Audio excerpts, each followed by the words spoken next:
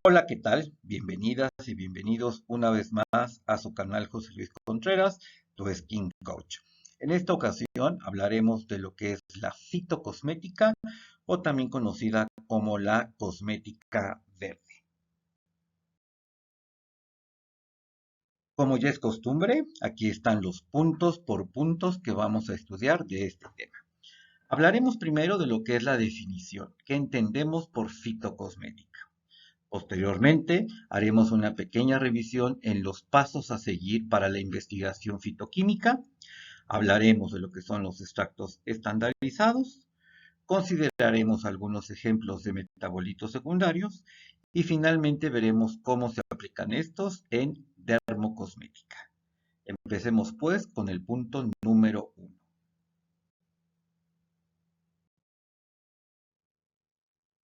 La fitocosmética hoy en día tiene gran reputación. Todo mundo queremos y buscamos principios dermocosméticos basados en productos vegetales, teniendo la idea de que estos productos son inocuos y son benéficos. La realidad es que sí, son bastante benéficos, pero no todos pueden ser inocuos, ¿eh? Recuerden que hay plantas que matan.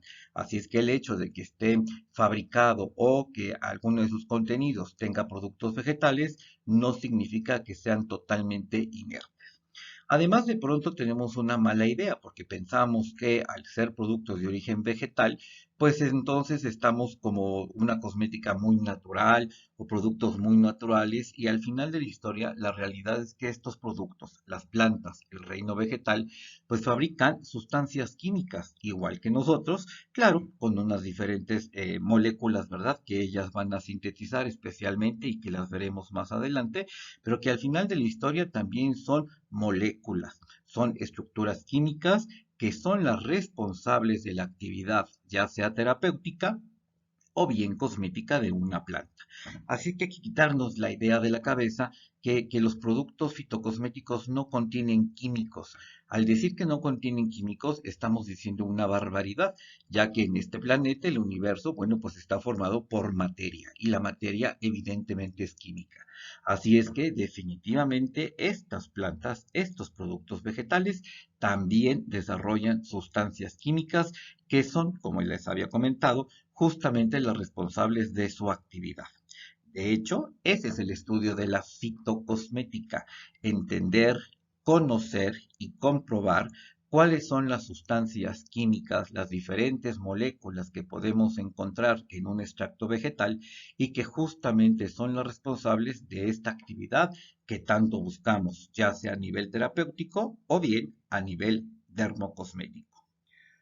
Hoy en día también es muy importante considerar el tema de lo orgánico. Hoy también la mercadotecnia nos vende muchos productos orgánicos. La realidad es que sí, hay muchos productos orgánicos, pero definitivamente no se ha podido desarrollar un producto que sea 100% orgánico. Existen diferentes certificaciones, diferentes obstáculos que tenemos que vencer para poder definir que un producto es 100% orgánico. De hecho, en Francia existe esta organización que se llama EcoCert y hoy se ha agregado EcoCert Cosmos, que es, desde el punto de vista dermocosmético en Europa, la responsable de certificar que estos extractos o que estos productos vegetales que se utilizan cumplan con altos estándares de calidad que los definen como verdaderamente orgánicos. Así es que hoy lo ético, lo real, es hablar de que en un producto dermocosmético hay cierto porcentaje de principios activos que tienen esta certificación EcoCert Cosmos. Por lo que les decía, podemos encontrar un dermolimpiador, alguna crema, algún gel con alto porcentaje, un 60, 70, quizás el 80% de sus componentes que tengan una certificación orgánica. Sin embargo, y hasta ahora, no existe el producto 100% orgánico.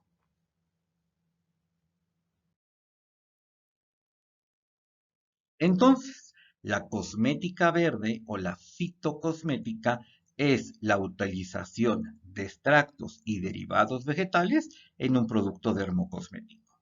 Ahora, La definición se ampliaría más cuando pensamos que estos extractos y estos derivados vegetales se conocen desde el punto de vista químico.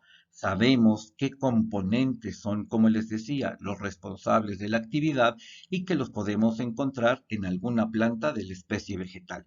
Pueden ser las hojas, las flores, los frutos, las cortezas, resinas, raíces, etcétera. Ellos son precisamente los responsables. Las plantas son seres vivos y ellas definitivamente necesitan sustancias que les son indispensables para poder vivir. A este tipo de sustancias las denominamos metabolitos primarios. ¿Por qué? Porque como su nombre lo indica, son primarios para la supervivencia de la planta, de la especie vegetal. Y a partir de estos productos, digamos que obtenemos ciertos desechos, ciertas cosas que no, la planta no utiliza al 100%, sino que fueron el resultado del proceso para obtener estos metabolitos primarios. Y entonces a partir de estas moléculas empieza a desarrollar cada especie vegetal, de acuerdo a su naturaleza, de acuerdo a su genética, ¿verdad? A sus características propias, pues va a empezar a desarrollar una serie de productos que ya no les son indispensables para vivir, pero que sí le aportan algo a la planta. Por ejemplo, algún mecanismo de defensa contra los insectos, algún color, algún olor para que atraigan otro tipo de insectos y los ayuden a colonizar, por ejemplo, polinización, por ejemplo, que se puedan reproducir, etcétera. Estos metabolitos que ya no les son indispensables, pues obviamente se conocen como metabolitos secundarios. Y justamente estos metabolitos secundarios son los responsables de la actividad dermocosmética o, como les he dicho, terapéutica de una planta. Ya hablamos que el producto 100% natural no existe, por lo menos no de momento, como tampoco el producto 100% orgánico. Hoy día también hay mucha polémica al respecto entre la cosmética verde y la cosmética molecular. ¿A qué me refiero con esto? Y les expongo las ideas, ustedes tomen su mejor decisión. Miren, por un lado, la cosmética verde nos habla, como hemos venido diciendo, de productos derivados de plantas, de productos derivados del reino vegetal que van a aportar cierta efectividad sobre las células, sobre los tejidos cutáneos y que van a tener algún efecto dermocosmético despigmentante, hidratante, lipolítico, reafirmante, etcétera. Sin embargo, como les comentaba, las plantas, los de las especies del reino vegetal, pues van a utilizar ciertas moléculas que ellas producen. A diferencia del cuerpo humano, el cuerpo humano va a tener, sí, una serie de reacciones importantes a nivel celular, pero resulta que todas estas reacciones se llevan a cabo básicamente por enzimas, por productos biológicos. Y entonces las plantas no precisamente producen estas sustancias, sino que más bien van a producir, ya veremos, metabolitos secundarios. Al desarrollo de péptidos, al desarrollo de mensajeros químicos, al desarrollo de carbohidratos, proteínas, etcétera, pues es lo que se le llama hoy cosmética molecular. Y por eso ustedes encuentran dentro de la química cosmética una amplia variedad de productos de esta naturaleza, ¿no? Principalmente los péptidos, de los cuales, por ejemplo, ya hemos hablado en este canal. Así es que existe esta disyuntiva. ¿Qué ocupo más? ¿Realmente mi cuerpo ocupa un flavonoide, ocupa una saponina, que son ejemplos de metabolitos secundarios, o ocupa más bien una enzima o un péptido o un precursor de alguna proteína? La verdad es que seguramente en un futuro la dermocosmética será más de tipo biológica, más acercada hacia estos péptidos, hacia estos proteínas, hacia estos lípidos. Pero hoy por hoy también es innegable el gran beneficio que aportan las plantas a la dermocosmética. Se han utilizado diferentes claims, diferentes términos de mercadotecnia que también hoy tienen desarrollos específicos y que también sería bueno desarrollar en un momento. Hablamos, por ejemplo, de productos veganos, de productos orgánicos, de productos inclusive gluten free, de los que están libres de microorganismos genéticamente modificados, etcétera. Hoy hay también una gran variedad al respecto.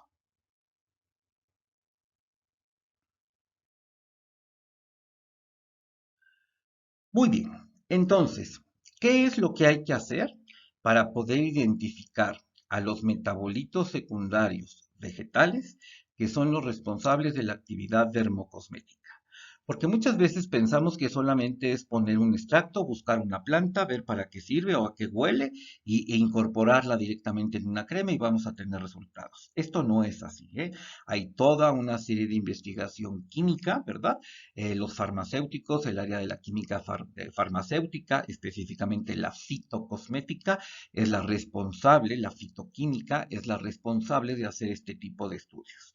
Los pasos a seguir son varios, se los voy a explicar poco a poco, y el primero de ellos es la identificación. Nosotros tenemos que estar seguros con qué especie vegetal estamos trabajando.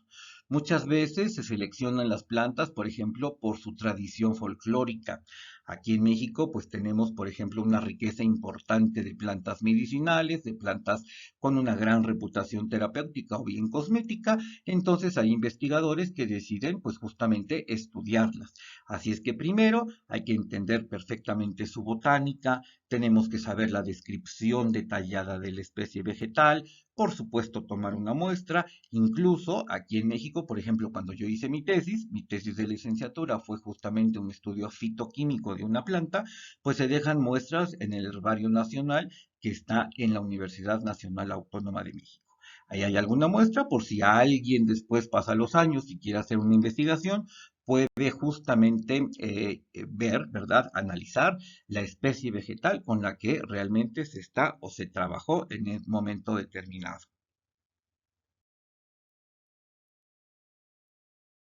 Esta identificación se necesita muchas veces el aporte y el apoyo de la biología, de los botánicos. ¿Por qué? Porque definitivamente es el área de especialización de estas personas. Las plantas, para poderlas identificar, tienen muchas características muy importantes porque hay que considerar, por ejemplo, la forma de las hojas, el tipo de flores, si estos tallos, por ejemplo, cómo crecen de una o de otra manera. Así es que la verdad es que es un trabajo bastante complejo, bastante a veces complicado, y la idea es que el botánico o la gente especializada en la especie vegetal que a nosotros nos interesa, pues nos confirme que estamos detallando justamente el género, la especie y muchas veces la variedad de la planta. Así como nosotros tenemos un nombre y un apellido, ¿verdad? Y a veces tenemos un apodo, pues las especies vegetales también lo tienen.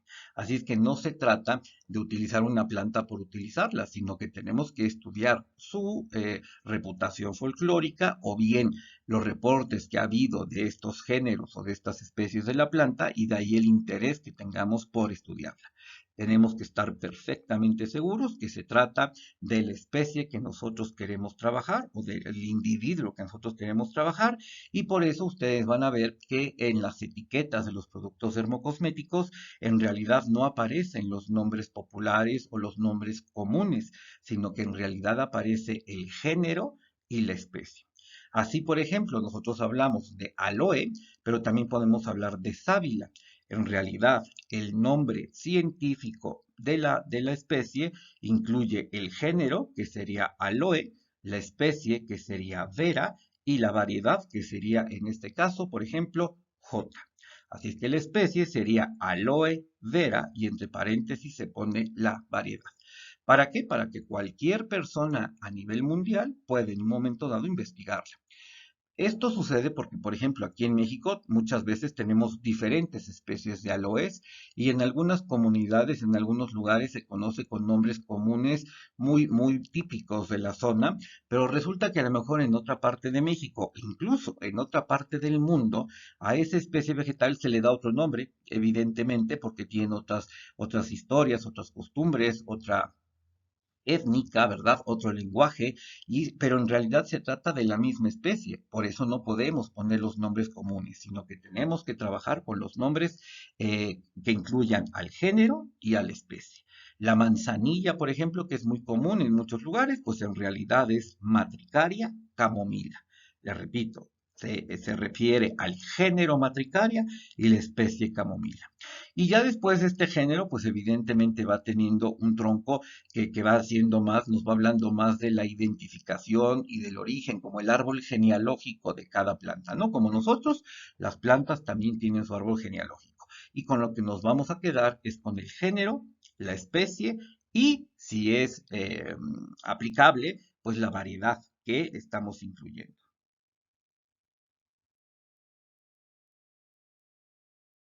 Una vez que hemos decidido y que sabemos que estamos trabajando con la especie que nos interesa, pues viene el proceso de la recolección. Aquí, bueno, pues como ustedes pueden ver, puede haber maquinaria, puede ser a mano, puede ser directamente en los campos de cultivo o se puede cultivar expresamente, ¿verdad? Esto digamos que van a depender mucho de varios factores.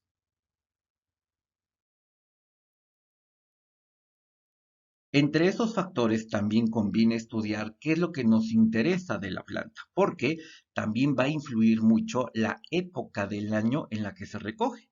Por ejemplo, si a nosotros lo que nos interesa o lo que nos pretendemos investigar, suponemos o pretendemos o hipotizamos que el activo, el metabolito secundario, por ejemplo, está en las hojas, pues quizás nos conviene esperarnos a la primavera, ¿verdad? O si bien es el color de una flor, pues entonces también vemos en la primavera. Si es un fruto lo que nos interesa, pues esperaríamos a que este fruto sea más maduro. Si por el contrario es una raíz o es una corteza, una resina, quizás el otoño es la mejor época para recolectar. Y finalmente, si lo que pretendemos investigar es la semilla, pues quizás el invierno sea la mejor época para poder investigar, ya que en el invierno, digamos que todo está centrado justamente en esta semilla y de ahí entonces que la riqueza fitoquímica sea más alta.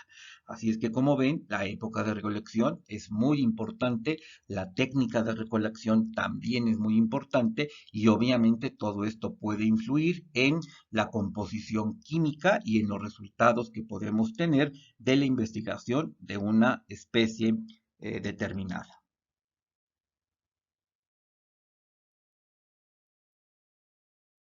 Posteriormente a esto vendría la selección. Yo voy a seleccionar este producto, cuál él es el que me interesa, porque a lo mejor hay una hoja que está como más marchita, a lo mejor hay una hoja que está muy húmeda o algo que está muy roto o algo que tiene mucha tierra. Pues entonces yo selecciono las mejores partes, las partes más bonitas, digamos, las que me interesan más y voy desechando todo lo que a mí no me interesa.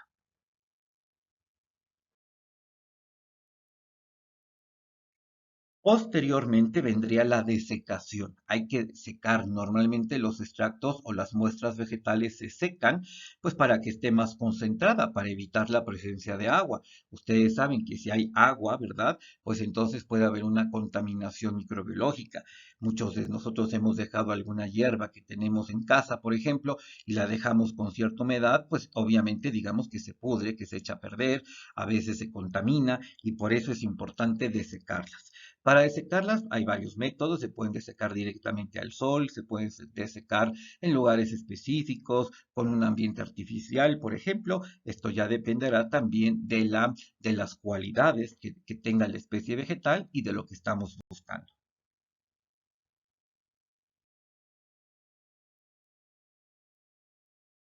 Posterior a la desecación vendría el molido. Yo tengo que moler ese extracto ¿para qué?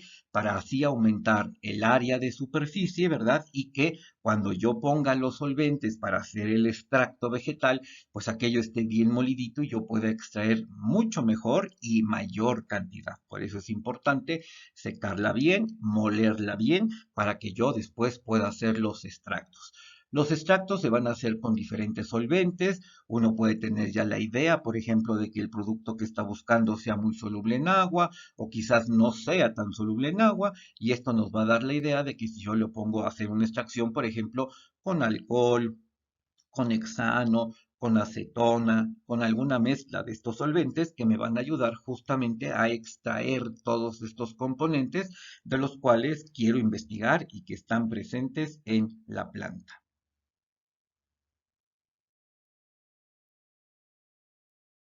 Y ahora sí viene la parte química importante. Ya tengo un extracto, es decir, imagínense que aquí yo tengo esto moradito, ya es un extracto vegetal.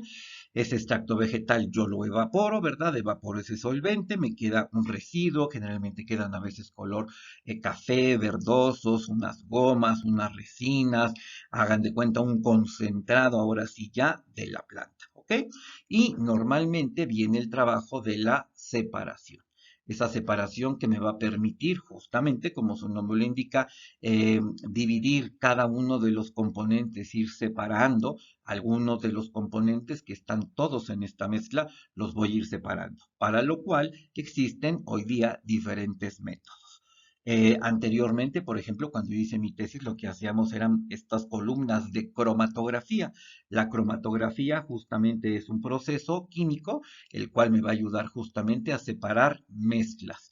Las voy a separar de acuerdo a su peso molecular, de acuerdo a su polaridad, es decir, con qué solventes le pongo y después qué solventes le voy cambiando. Y en realidad hago una serie de diluciones, ¿verdad? Y de procesos que fíjense cómo en estas columnas, fíjense que tengo la mezcla, le pongo un disolvente y si se fijan los productos, estos productos que componían esta franja moradita, aquí vemos que se empiezan a separar.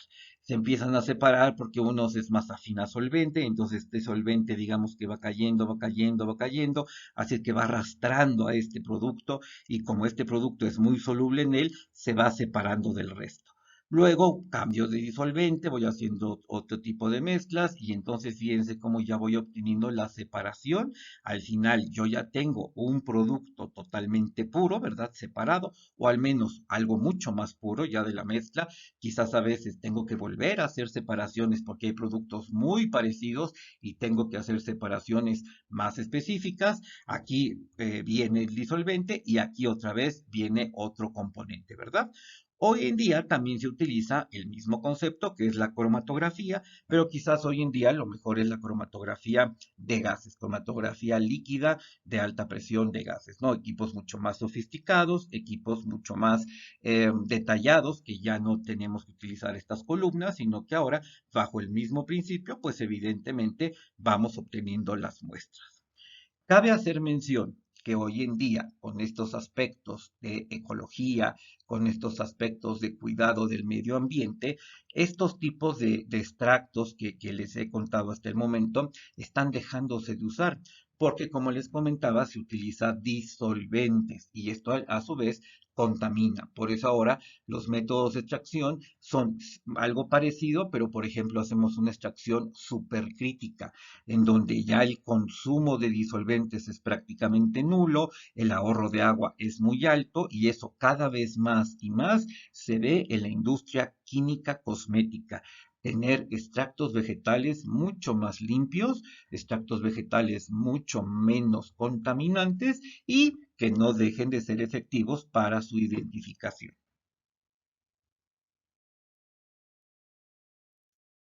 Finalmente, cuando yo obtengo ya, por ejemplo, un polvito, un cristal, algo que ya está puro, que ya separé, que ya hice todos estos procedimientos y que ya me quedó al final algo, mucho o poco, porque a veces los resultados son altos, ¿verdad? Grande cantidad de productos y a veces no se crean, podemos obtener dos, tres, cuatro cristalitos y es lo único que podemos obtener, ¿eh?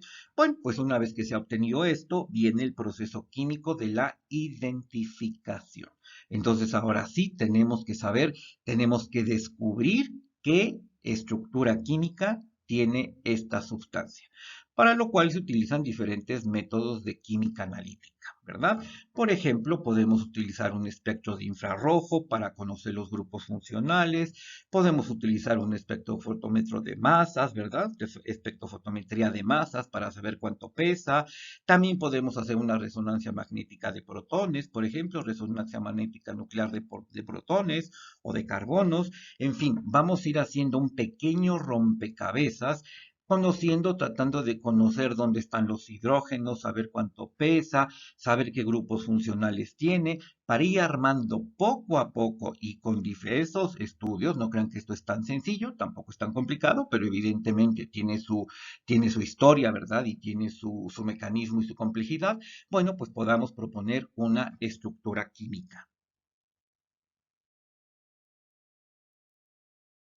Y finalmente, hecho los estudios de química analítica, pues entonces podemos decir, ah, pues mira, tal planta, las hojas de tal planta, con tal disolvente, pues tiene un polvito amarillo y resulta que la estructura de ese polvito amarillo es esta, o es esta, o es esta, y entonces la vamos a denominar así.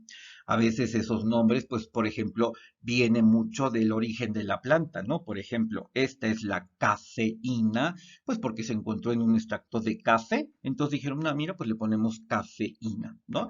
Y así a veces se le dan los nombres. Por supuesto, tiene una nomenclatura química, que esa es internacional, se llama nomenclatura INSI, eso no va a cambiar, pero a veces los nombres, digamos, un poco más comerciales, un poco más comunes, están muy referidos a la especie vegetal con la que estamos trabajando. Y ahora viene la otra parte. Es decir, ya sé la estructura química, ya sé qué es molécula es, y ahora tengo que ver, pues si sirve para algo, si realmente tiene alguna funcionalidad terapéutica, cosmética. Entonces empezamos con los estudios in vitro primero y empezamos a probar, ¿verdad? En diferentes cultivos, que si en queratinocitos, que si en fibroblastos, que si en cultivos de piel, que si en tales células. Primero todo eso, vemos qué tan efectivas son y después ya nos pasamos a modelos, a veces animales. Hoy también ya hay muchas cosas. Definitivamente esto de la crueldad animal tiene años que no se hacen en la dermocosmética. Tampoco se dejen de engañar con que hay líneas que hoy por hoy se preocupan por la crueldad animal. La verdad es que tiene años, años que eso no se hace, ¿ok? Hoy tenemos muchos cultivos celulares, la biotecnología nos ayuda muchísimo, tenemos estudios tridimensionales de piel, inclusive impresiones en 3D de piel, que nos permiten realmente estudiar y valorar y cuantificar la efectividad de un producto en dermocosmética. Esto es para que ustedes vean los cultivos tridimensionales de piel, cultivo de piel tridimensional, modelos tridimensionales, ¿verdad? En donde ahí les digo, pues se va probando que sin los queratinocitos, que sin melanocitos, que qué pasa y tal. Y posteriormente se hacen los estudios in vivo, ya se prueban y entonces ya se pone un panel de pacientes o de personas que van a probar la crema. Por supuesto, también hay que hacer estudios de toxicidad para ver si el producto no es tóxico y en qué concentraciones se puede dar para que finalmente este producto pueda salir al mercado. Así es que cuando vemos una crema, incluso un medicamento, como les decía, pues han pasado mucho tiempo de investigación, hay que invertir dinero y por eso también es importante, bueno, que nosotros reconozcamos, ¿verdad?, la eficacia de estos productos, porque si realmente queremos tener una eficacia, hay que hacer esto. Hoy en día, por supuesto, las empresas, hay diferentes grupos de empresas que se dedican a hacer todo esto y que al final a quienes fabricamos nos dicen en los congresos, justamente para eso son muchos congresos, ¿verdad? Para presentar las nuevas moléculas, para presentar los nuevos estudios que están haciendo. Y entonces estos laboratorios se encargan de hacer todos los estudios y a nosotros tal cual nos los dan y nos dicen, mira, estudiamos esta planta, la molécula que obtuvimos es esta, los resultados que hemos tenido es esto, así es que nosotros probamos esto, ha disminuido el color, por ejemplo, o es tensor, o es antioxidante, o es para el envejecimiento del tal porcentaje, utilízala así, y es así como los laboratorios formulamos. No crean que los laboratorios, cada quien hace estos estudios, la verdad sería muy complicado. Hay algunas empresas que sí tienen sus propios laboratorios de investigación, las grandes empresas de investigación, ¿verdad? Pero no todas, ¿eh? La gran mayoría lo que utilizamos son productos de laboratorios que ya hicieron esta investigación y que nosotros, bueno, pues los vamos a aplicar ya directamente de acuerdo a un concepto dermocosmético, a un producto que va dirigido, lo podemos combinar con otro tipo de activos y tal. Eso es la realidad de lo que sucede. Así es que esto es lo que realmente tiene que pasar.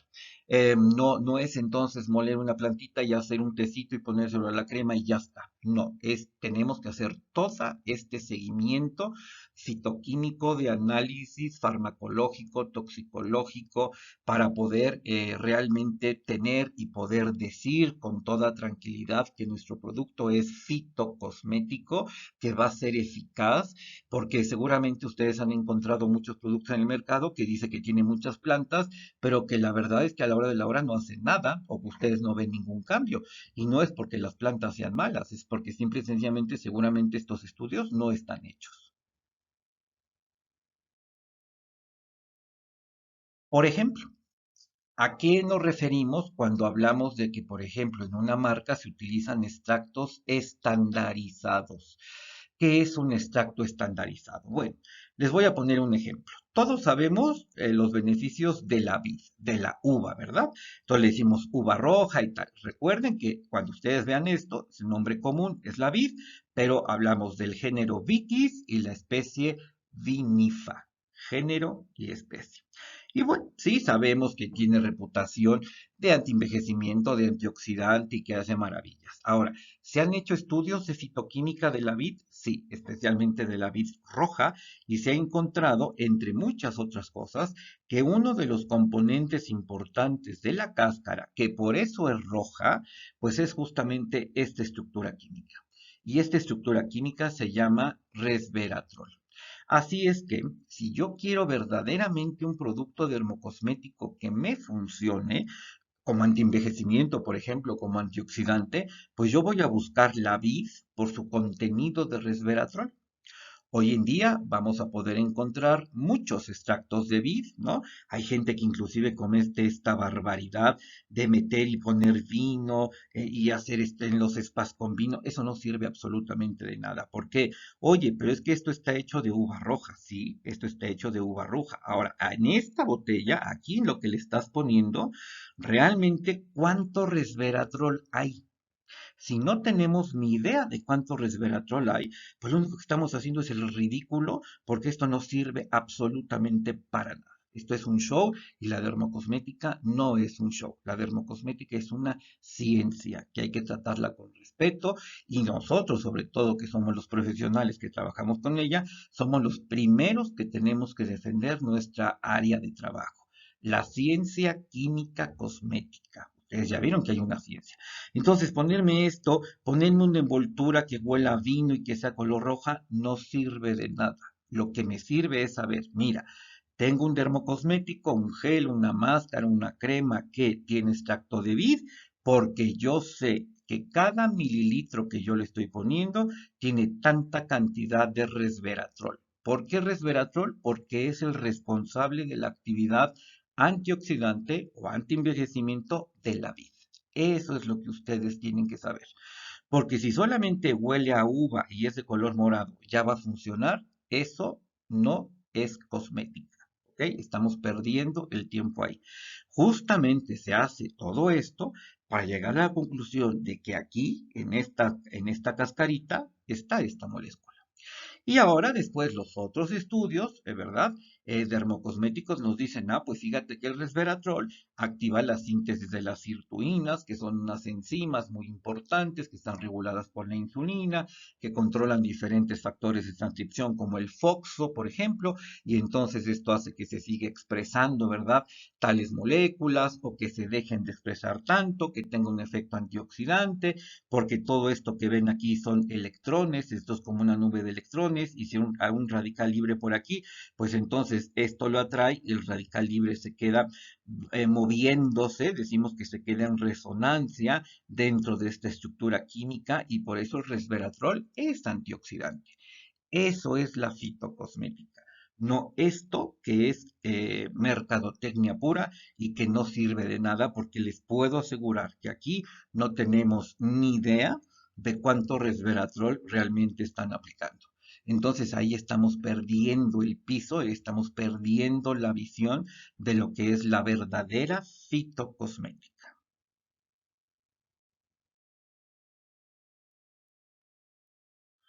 Ahora, ¿cuáles son los metabolitos secundarios? Bueno, hay muchos metabolitos secundarios. Yo aquí solamente por un ejemplo para que ustedes sepan, les hablaré de algunos, quizás los más importantes, los más conocidos, al menos en cosmética, son los flavonoides. Hay una familia muy importante de flavonoides. Fíjense, las estructuras químicas son muy parecidas, entre ellos obviamente hay grandes diferencias, ¿verdad? Eh, y cada uno de ellos va a tener diferentes funciones, ¿ok? Los flavonoides son compuestos polifenólicos, seguramente han escuchado hablar mucho de los polifenoles, generalmente se están refiriendo a algún tipo de flavonoide, y ya después podemos decir que, por ejemplo, hay taninos, que hay flavonas, que hay chalconas, la naranja tiene muchas chalconas, por ejemplo, ¿verdad? La isoflavona de soya, por ejemplo, que seguramente ustedes la han escuchado mucho, es decir, hay una gran cantidad de productos. Se llaman flavonoides porque flavon en griego significa color.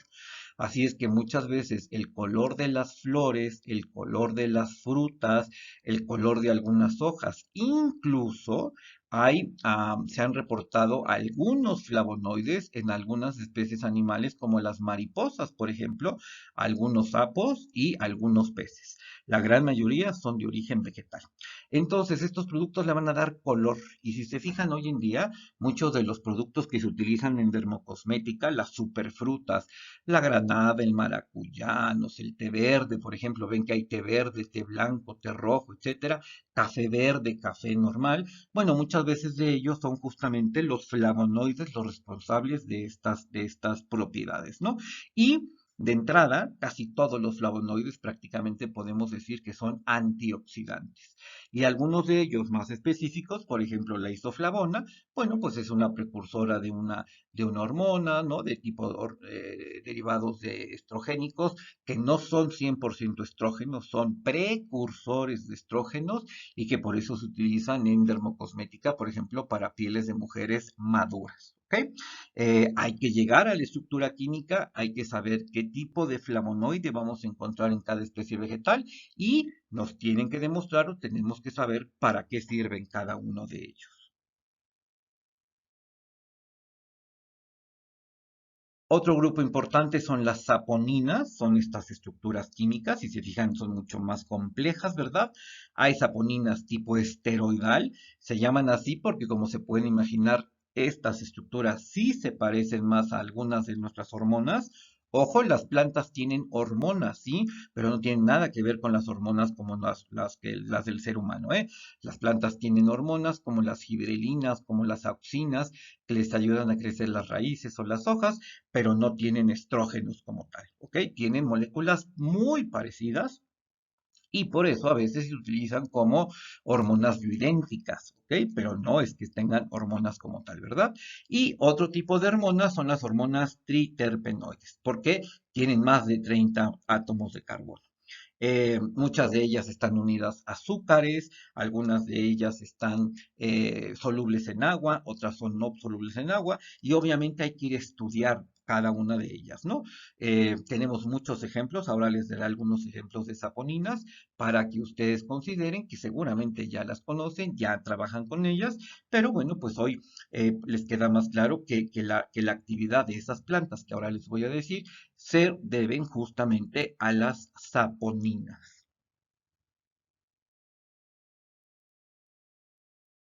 ¿Cuáles son los ejemplos que les decía? La yuca, el camote, la dioscorrea. Todas estas especies vegetales tienen saponinas esteroidales, el ginseng también.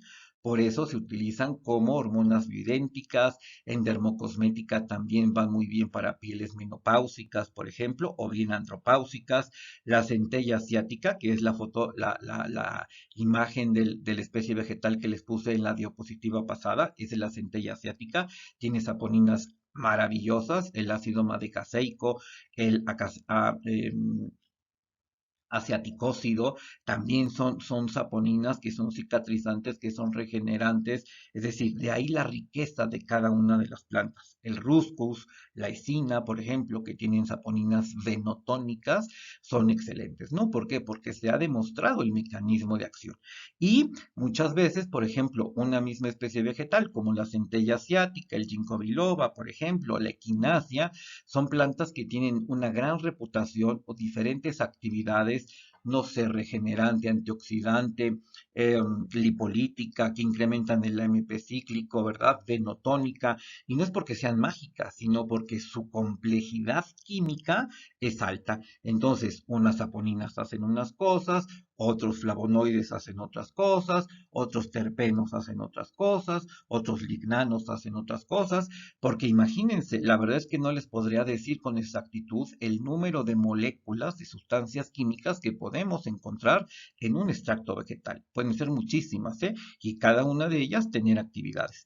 Quizás una esté en mayor concentración que otra, pero al final de la historia van a funcionar, ¿no? Plantas como la consuelta, por ejemplo, que ustedes la conocen bien porque tiene años de usarse en la dermocosmética, es rica en una estructura química que hoy conocemos como alantoína.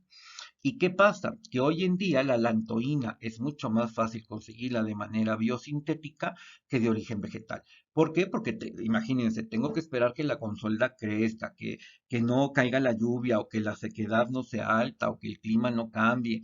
Tengo que hacer todo lo que les comenté para hacer la extracción y así obtengo la lantoína. Si hoy día ya se conoce la estructura química de la lantoína, pues entonces se hace por semisíntesis o se hace de manera sintética y no es ningún pecado, ¿eh? Tan químico es el origen natural de la lantoína como el origen sintético o semisintético que le puedo dar en un laboratorio y que va a funcionar tal cual como lo hace la planta. Entonces, no tengan miedo, quítense esas ideas de la cabeza de que esto no tiene química. Ya vieron que las plantas también son química.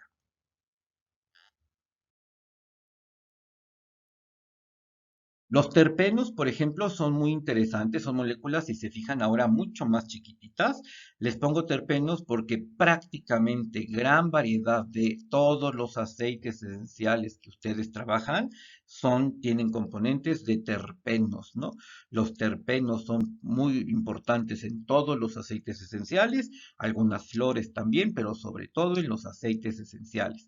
La combinación de ellos, las diferentes estructuras químicas, es lo que, por ejemplo, hace que el romero huela a romero, que la verbena huela a verbena, que la lavanda huela a lavanda, y además son los responsables de la actividad terapéutica o cosmética que le damos a los aceites esenciales. Esto quienes saben de aromaterapia saben perfectamente bien que funcionan y funcionan muy bien. ¿Y qué son? Sustancias químicas. Entonces, no se asusten con el tema de la química.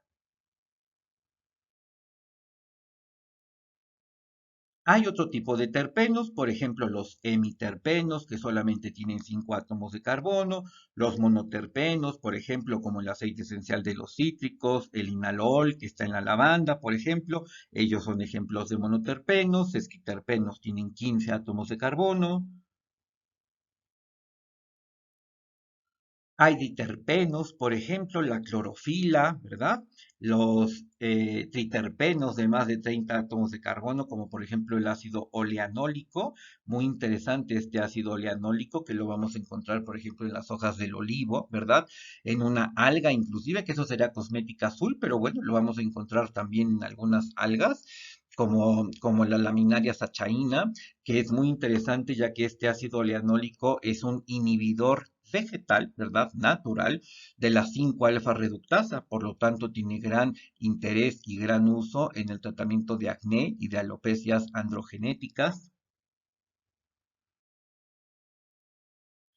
Tenemos los tetraterpenos que tienen 40 átomos de carbono y ahí tenemos, por ejemplo, a todos los carotenoides, el alfa caroteno, el beta caroteno que se utiliza muchísimo, la luteína, el licopeno, que hoy día también son reconocidos filtros contra las reacciones IR, el CBD también es un terpeno y un meroterpeno que ustedes también conocen es el bakuchiol o bakuchiol, ¿ok?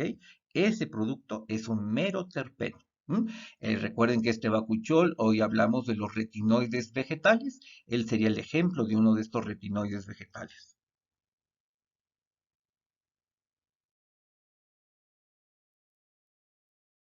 Así es que cuando ustedes les dicen, no, pues es que mira, la arbutina, el émblica, la matricaria recutita son despigmentantes. Bueno, sí, sí son despigmentantes porque resulta que hay una especie vegetal que es la uva ursi, Arctoctacillus uva ursi, que contiene una molécula que es un polifenol derivado de la arbutina, que le hemos bautizado como arbutina, y justamente la arbutina es la que inhibe la tirosinasa. Hoy también hay este tipo de investigación, por ejemplo, para el ámbar, y del ámbar se sacó el ácido succínico, ¿verdad? Y el ámbar es una resina, ¿ok? Muchos antioxidantes, hablamos de ahí muchos antioxidantes, por ejemplo, que contienen vitamina C. Bueno, pues entonces estos extractos de estas plantas se investigan, algunos son vitamínicos, otros son flavonoides, por ejemplo, el Emblica tiene muchos flavonoides y de ahí que es antioxidante y por eso se utiliza como despigmentante. Los nuevos despigmentantes son bloqueadores de la ruta WNT beta-catenina, por ejemplo, y aquí tenemos un extracto de orquídea, el extracto de orquídea, ¿verdad? Un extracto también de zanahoria, también puede bloquear a la betacatenina y por eso son los nuevos despigmentantes en dermocosmética, porque es un mecanismo de acción muy nuevo. Ya les comentaba, antioxidantes, todo el mundo habla de extractos de frutas y de hierbas y tal, bueno, pero ahora ya saben que la gran mayoría de los antioxidantes son flavonoides. Las plantas también pueden tener oligoelementos, también pueden tener vitaminas, que junto con los flavonoides, pues evidentemente hacen un resultado estupendo, ¿no? Estos fitoderivados, pues ahora ya saben que son metabolitos secundarios.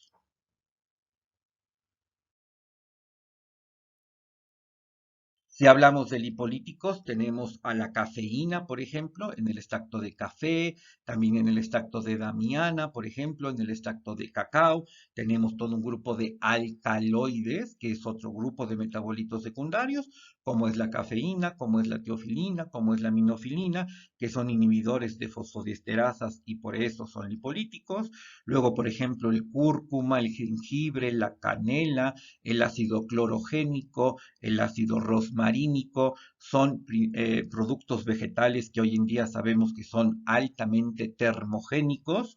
La equinacia incrementa el AMP cíclico, que es importante para activar a las lipasas, ¿verdad? Hoy los nuevos lipolíticos son, por ejemplo, el extracto de ciruela verde, el extracto de pasto, que tiene sulforafano, el ácido clorogénico, por ejemplo. También tenemos la cinaropicrina, que contiene la cinara, es decir, la alcachofa, y que son reguladores de factores de transición muy importantes para la lipogénesis y para la adipogénesis, o bien la cafeína, otra vez, que bloquea receptores adrenérgicos. Entonces, estos mecanismos que están muy basados en la farmacología, nada más que aquí no hablamos de farmacología porque es dermocosmética, hablamos de mecanismos de acción cosmética. Y eso es lo que a ustedes les debe interesar. Si no, quizás aprendérselos todos, ¿verdad?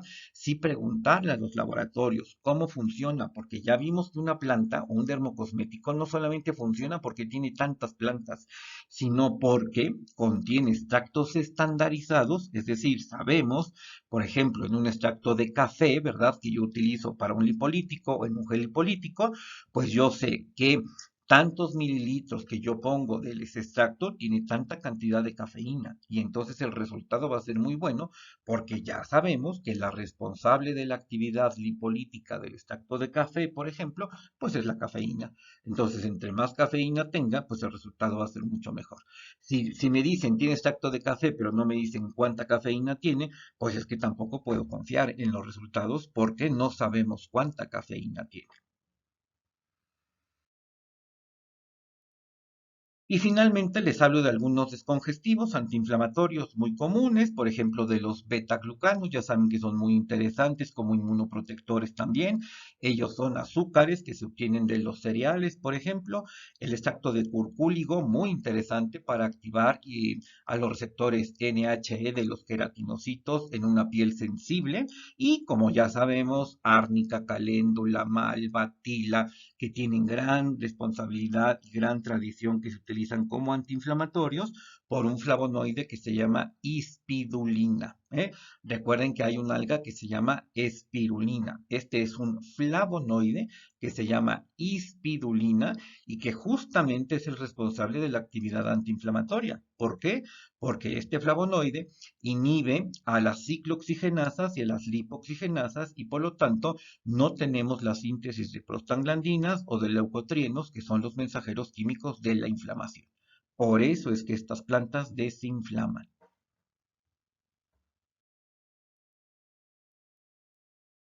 Y bueno, espero que esta breve introducción a la fitocosmética les haya interesado, las haya motivado y los haya motivado a buscar más al respecto y sobre todo que cada vez más pregunten a sus distribuidores, que pregunten a sus proveedores de productos dermocosméticos por los mecanismos de acción, por saber si sus extractos están estandarizados y por conocer cada vez más y más de fitoderivados. Muchas gracias por su atención y nos vemos la próxima ocasión. Hasta luego.